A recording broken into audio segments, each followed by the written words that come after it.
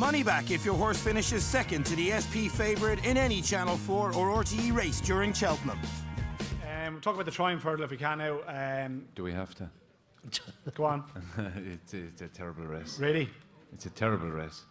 To advise anybody to back a horse in the Triumph hurdle is like getting me to do brain surgery. Why is it so horrible?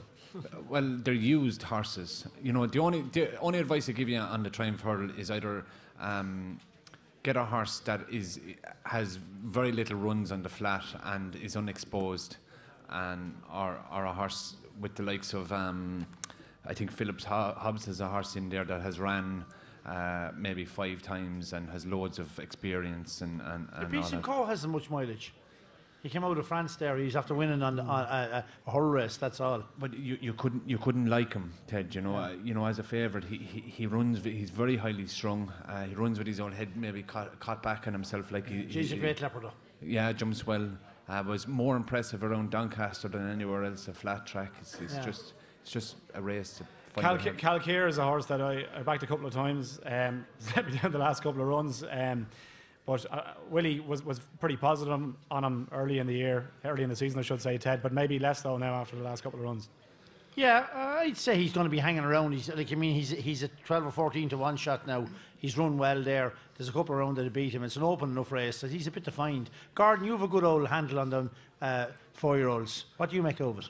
To be honest, we've won a juvenile at the Cheltenham Festival for the last couple of years, and I'd be very lucky in all them greater races. But for me, I think the Irish is the worst bunch of juveniles there's been in Ireland in a long time, as long as I can remember. Yeah, I think they're a terrible bunch. Leon, I think the horse here, Hugh, that if he was trained by anyone else, he'd be favoured is Beltor.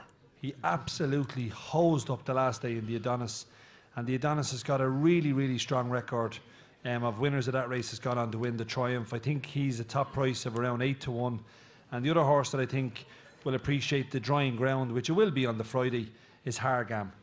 And he'll be the mount of AP McCoy.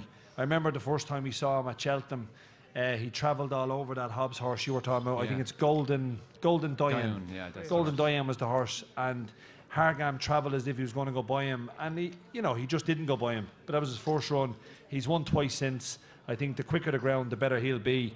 As the lad said, it's a tough race to Triumph, but they'd be my 2, Hargam, and I would definitely, I think Beltor could be anything. Liam, you like Beltor? I seem to remember you mentioned Peace and Co. a while back on the programme. Yeah, I was mad about him, but I was lucky enough to get 16s about Beltor the minute he finished the Adonis the other day. And even at 6 to 1, I think he's in each way bet to nothing. It's Beltor for me.